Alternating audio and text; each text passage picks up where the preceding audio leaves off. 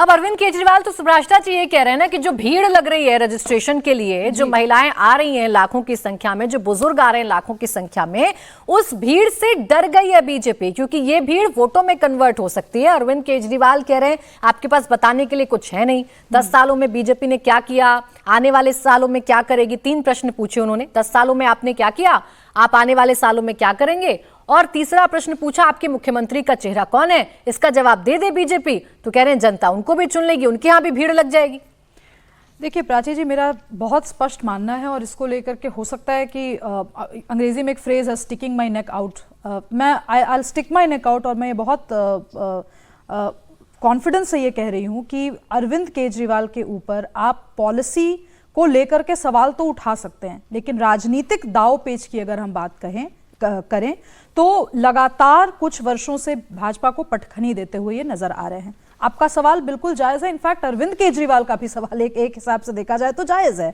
ये बात सच है कि दिल्ली चुनाव को लेकर के भाजपा की जो भी रणनीति हो, एक फेस नहीं सामने लाने की, बट वो स्थिति बहुत ज्यादा कारगर हुई हो ऐसा नहीं कहा जा सकता। एक चुनाव उन्होंने लड़ा किरण बेदी जी का नाम आगे करके, उसके अलावा भाजपा ने कभी भी, मुझे नहीं लगता कि एक सर्वग्राह्य सार्वभौमिक रूप से भाजपा का कोई एक नेता उभरा हो जो कि पूरी दिल्ली का रिप्रेजेंटेशन करे, ऐसा नहीं अभी तक समझ में आता है।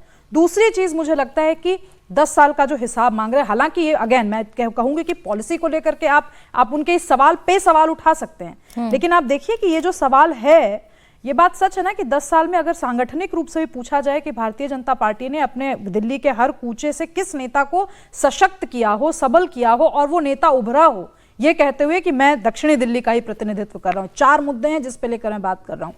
ओवरऑल नैरेटिव पर आप देखिए 2-4 लीडर्स हैं पार्टी के अंदर जो मुखर होते हैं, जो अपनी बात रखते हैं, जो टेलीविजन में भी डिबेट्स में भी आते हैं या टेलीविजन नैरेटिव भी बनाते हैं, लेकिन एक ओवरऑल सेंटिमेंट जो होना चाहिए पार्टी के अंदर कि भाई मैं इस गली को लेकर के मैं सशक्त हूं, मैं इस बूथ को लेकर के सशक्त हूं, वो सांगठनिक ढांचा भी नहीं दिखता। तीसरी चीज जो मुझे लगता है जो इस स्कीम पर बहुत छीछा लेदर होने वाली है, ये होनी भी चाहिए। अगेन पॉलिसी को लेकर के अगर हम बात करें, बौद्धिक वर्ग के बीच में बात करें तो बहुत लूप होल्स हैं इसमें, लेकिन आप देखिए राजनीतिक रूप से जो नैरेटिव सेट करना था वो अरविंद केजरीवाल ने सेट कर दिया। जो हर्षवर्धन जी जो बात कह रहे हैं, आपके हमारे घर जो महिलाएं काम करने आती हैं, अगर उनको उतनी ही एक तरह से सैलरी अरविंद केजरीवाल दे दें तो ये कितनी बड़ी राजनीतिक घटना है। इसका मूल्यांकन अगर भारतीय जनता पार्टी नहीं कर पा रही है इंटरनली तो ये दुखद बात है, ये करना चाहिए। और मैं अंतिम चीज ये बोलूंगी कि दिल्ली आपका एक वैसा स्टेट नहीं, हम शायद आगे बिहार की भी चर्चा करेंगे, ये बिहार, झारखंड, यूपी नहीं है। आपको दिल्ली के लिए समझना होगा कि यहाँ पे अलग अलग वर्ग के लोग रहते हैं, संभ्रांत प्रबुद्ध वर्ग भी हैं, कुछ ऐसे बहुत एक बड़ा तबका ऐसा भी है जिसपे अरविंद केजरीवाल की पकड़ है, जो कि संघर्षरत है, लोअर मिडिल क्लास के लोग हैं।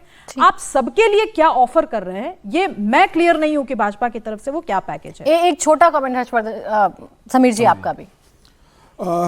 देखिए ये बात तो सही है कि भारतीय जनता पार्टी के पास कोई नेतृत्व नहीं है। अगर 31 साल आप देखें दिल्ली विधानसभा के गठन को, तो आप जब पहली बार आपने सरकार बनाई तो आपके पास पहली 5 साल में ही आपने 3 मुख्यमंत्री बना दिए। पहले मदन लाल खुराना, फिर साहिब सिंह वर्मा और फिर बाद में सुषमा स्वराज बनाए। उसके बाद से शीला दीक्षित का 15 साल का कार्यकाल देखिए, उसके बाद अरविंद केजरीवाल का। भारतीय जनता पार्टी के पास एक चेहरे का अभाव रहा है, लेकिन अरविंद केजरीवाल जिस तरीके राजनीति दिल्ली के अंदर करते रहे, भारतीय जनता पार्टी के लिए सबसे बड़ी चुनौती रही है कि वो अरविंद केजरीवाल को एक एंटी हिंदू के रूप में भी स्थापित नहीं कर पाए। हिंदू मुस्लिम का जो बड़ा सिनेरियो रहता है इलेक्शन में भारतीय जनता पार्टी के साथ, अब वो अरविंद केजरीवाल के खिलाफ इस्तेमाल नहीं कर सकते। दलित वोट बैंक आप उसके खिलाफ इस्तेमाल नहीं कर सकते। केजरीवाल तो वो है जो कहते हैं कि नोट के ऊपर लक्ष्मी जी का फोटो चिपका दो, मैं हर मंगलवार को हनुमान चालीसा का पाठ करता हूं। तो भारतीय जनता पार्टी के पास समस्या ये कि आप उसको मुस्लिम वोट बैंक से भी केजरीवाल को जोड़ नहीं सकते। आपके पास कोई ऐसा चेहरा भी नहीं है जो केजरीवाल के सामने आ सके।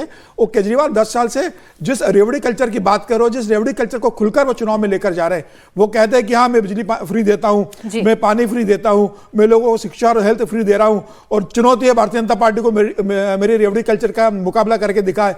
मैं फिर आऊंगा तो फिर रेवड़ी कल्चर दूंगा। तो निश्चित रूप से जब किसी गरीब तबके को 3 से 4-5 हजार रुपए की मदद मिल जाती जी। है, बस में यात्रा फ्री मिल जाती है, तो उन्हें यह लगता है कि भाई इतना तो अरविंद केजरीवाल दे ही रही है सरकार, अगर सत्ता में आएगी तो संजीवनी भी मिल जाएगी, हमें 21 रुपए भी मिलने की समीर जी, संभावना होगी। सूत्र भी तो बहुत इसका पक्के तो हैं। भारतीय जनता पार्टी के पास फिलहाल नहीं है। सूत्र भी बहुत पक्के हैं अरविंद केजरीवाल के पास, उन्हें पहले से पता चल जाता है कि किस नेता पर क्या केस मोदी होने को जा रहा है। देखना चाहिए कि कैसे सब रॉ वाले, सीबीआई वाले, ईडी वाले उनके यहाँ जब मीटिंग पे जाते हैं ना तो पहले फोन करते हैं अरविंद जी को, कहते हैं अभी जा रहे हैं अब मिलने के लिए, ये होने वाला है तो जरा तैयारी कर लीजिए।